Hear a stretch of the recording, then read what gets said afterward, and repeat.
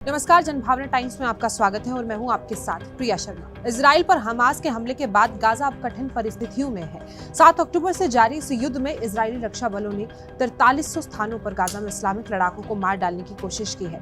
News agency Reuters के अनुसार सोमवार को गाजा की लाइफलाइन कहलाने वाला अल शिफा अस्पताल को इजरायली सेना ने घेर लिया। वास्तव में इजरायली सेना का उद्देश्य उत्तरी गाजा पर कब्जा करना था। गाजा के अल शिफा अस्पताल में ईंधन की कमी और बिजली पानी की कमी से शिशुओं सहित कई मरीज मारे जा रहे हैं। अस्पताल के आसपास लगातार बमबारी हो रही है। अल शिफा अस्पताल के चिकित्सकों का कहना है कि गाजा के मुख्य चिकित्सा केंद्रों के चारों ओर इजरायली सैनिकों ने सर्कल ऑफ डेथ बनाया है। और अब आपको बताते हैं कि आखिर ये सर्कल ऑफ डेथ है क्या। पिछले हफ्ते गाजा के अल शिफा अस्पताल में 32 लोगों की मौत हो गई। अब इस अस्पताल में कम से कम 650 और मरीज हैं।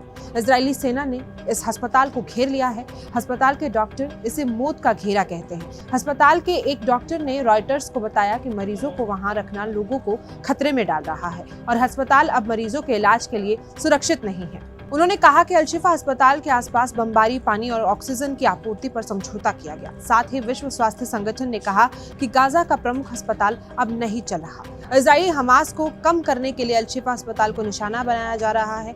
नेतन्याहू की इजरायली रक्षा सेना यानी कि आईडीएफ गाजा का सबसे बड़ा अस्पताल अल शिफा को निशाना बना रही है और आरोप लगा रही है कि हमास ने नीचे बंकर बनाए हैं और स्वास्थ्य सेवाओं से उनका काम चला रहा है। अल शिफा हॉस्पिटल भी बहुत जरूरी है क्योंकि ये विशाल क्षेत्र गाजा शहर के केंद्र पर है, जहां हमास का अधिकांश प्रशासनिक बुनियादी ढांचा है और तट से जुड़ी प्रमुख उत्तर दक्षिण सड़क के करीब है। 13 नवंबर को इस अस्पताल के परिसर में लगभग 650 मरीज, 500 चिकित्सक और लगभग 2500 विस्थापित लोग थे। इजरायली अधिकारियों ने कहा कि वो चिकित्सा सुविधाओं को नहीं निशाना बनाते हैं और हमास का मुख्यालय अल शिफा के नीचे बने बंकरों में है। चिकित्सा कर्मचारियों, मरीजों और युद्ध के विस्थापित हजारों लोगों को आतंकी इस्लामिक संगठन ने मानव ढाल के रूप में प्रयोग किया गया। इजरायली राष्ट्रपति हजोर्ग ने गाजा के सबसे बड़े अस्पताल पर हमला करने की घोषणा को खारिज कर दिया। हजोर्ग ने कहा कि अल शिफा के कर्मचारियों की रिपोर्ट के अनुसार हजारों फिलिस्तीनियों का आश्रय देने वाला अस्पताल में बिजली नहीं, लेकिन हजोर्ग ने कहा कि अस्पताल में सब कुछ ठीक चल रहा है। देखिए, अस्पताल को निशाना बनाना आसान नहीं है। इजरायली सेना के घिरे अल शिफा अस्पताल को निशाना बनाना ऐसा लगता है कि बहुत मुश्किल है। गाजा के अस्पतालों पर बमबारी की निंदा करते हुए दुनिया भर के नेताओं ने नेतन्याहू पर आम लोगों को निशाना न बनाने का दबाव डाला। व्हाइट हाउस के राष्ट्रीय सुरक्षा सलाहकार जैक सुलिवन ने सीबीएस न्यूज को दी गई एक इंटरव्यू में कहा कि संयुक्त राज्य अमेरिका उन अस्पतालों में गोलीबारी नहीं देखना चाहता जहां निर्दोष लोग चिकित्सा प्राप्त करने वाले मरीज गोलीबारी में फंस गए हैं। हमने इस पर इजरायली रक्षा बलों से लगातार चर्चा की है। यही कारण है कि अल शिफा अस्पताल पर लगातार बमबारी राजनीतिक और कूटनीतिक सुरक्षा को खतरा बनाए हुए है। साथ ही इजराइल ऐसी कोई भी कार्रवाई से बचेगा जिससे उसके सहयोगी देश भी पीछे हट जाएं। तेल अवीव में राष्ट्रीय सुरक्षा अध्ययन संस्थान के प्रोफेसर कोबी माइकल ने बताया कि इस युद्ध में हमने हमास से उन तत्वों को खत्म करना होगा जो हमास को फिर से सैन्य खतरा या फिर से सरकार बनने में रोकेंगे।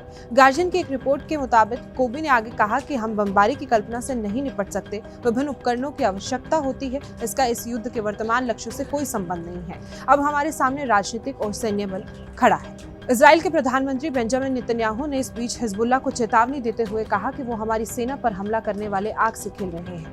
हमने अभी तक अपनी थोड़ी सी शक्ति का उपयोग नहीं किया। खत्म हो जाएगा अगर हमारी शक्ति का उपयोग किया जाएगा तो। गाजा पट्टी के उप स्वास्थ्य मंत्री यूसुफ अबू रिश ने एएफपी को बताया कि गाजा में उत्तर के सभी अस्पताल सेवा से बाहर हो गए हैं। समाचार एजेंसी पीटीआई ने बताया कि गाजा में 10 लाख से ज्यादा लोग भाग गए। इजरायली सेना ने सोमवार को ये जानकारी दी कि उत्तरी गाजा में ग्राउंड ऑपरेशन के दौरान 2 और सैनिकों की मौत हो गई। इसी के साथ ग्राउंड ऑपरेशन में जान गंवाने वाले जवानों की संख्या 44 हो गई है। हमास के 7 अक्टूबर को इजराइल पर हमला किया था। इसके बाद इजराइल ने हवाई हमले शुरू किए और बाद में इजराइल की सेना गाजा में दाखिल हुई। इस जंग में फिलिस्तीन के 11,240 लोग जान गंवा चुके हैं। वहीं इजराइल के 1200 से ज्यादा लोगों की मौत हो चुकी है। इसके अलावा करीब 240 लोगों को हमास अब भी बंधक बनाए हुए है। सोमवार को इजरायली सेना ने बताया कि उत्तर गाजा में ग्राउंड ऑपरेशन में 2 और सैनिकों की मौत हो गई।